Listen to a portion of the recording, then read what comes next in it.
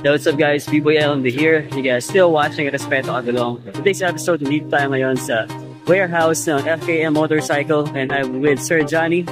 Let's tingnan natin kung paano binubuo mga units dito. Check this out. Opening boxes tayo dito. Ito yung chassis. I guess chassis ito ng scooter. Okay. Assembly line. Dahil ito na siya. Nakakabit na yung mga wirings dito.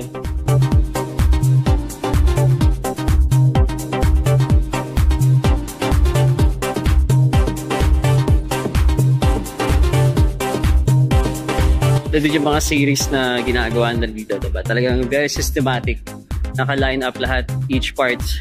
Hanggang sa mabuo. So dito naman tayo ngayon sa susunod na step. Hindi tayo gumagawa ng quantity dito, quality. Kaya that's why hindi tumatakbo yung conveyor na. Yo, it's more on quality. DI department. The pre-delivery inspection, the final inspection of the unit. So as you see, there are lots of lights in order to see some scratches and then some issues na kailangan makita bago natin i-deliver yung unit. So, chinecheck din yung tightening of bolts and nuts. Pag nakita na okay na lahat, dito tayo sa pinaka-final testing and the dyno test. Dyno test. Dyno testing. And then the RPM. Speed balance, RPM. Lahat nandyan. Pagkatas niyan, tingnan natin kung okay yung motorcycle natin, then good for delivery. Nakita nyo na yung sequence kung paano binubuo yung mga motor dito sa FKM Motorcycle. Sa mga nagtatanong, how about the parts? Well, ito na yung kasagutan. Dito tayo sa spare parts. Let's go! Okay, andito siya lahat oh. Falcon, 3GP, Slick 150. Mga nakakahon sila dito. Okay, ito sila oh. And ito yung mga spare parts na pwede nyo ma-order just in any case na kailangan nyo magpalit.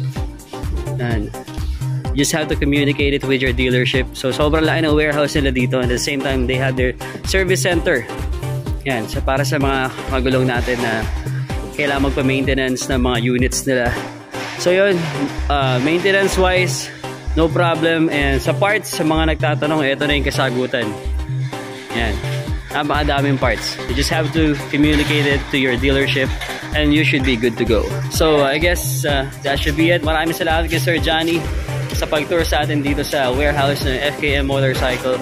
So yun, sa mga agam-agam pa sa pagbili ng mga FKM units dahil nga sa parts, sa quality, nakita nyo naman kung gaano sila ka-meticuloso sa pag-build ng unit. Sabi nga nila, it's not about the quantity, it's more of the quality. So bago pa lang siya lumabas ng dealership, all goods na siya. And syempre sa after sales, hindi tayo papabayaan ng FKM. Yeah, B-Boy LMD here. You guys watching Respeto Agulong. Just remember to be safe always and enjoy every ride. Bye for now. I'll see you guys on the next one.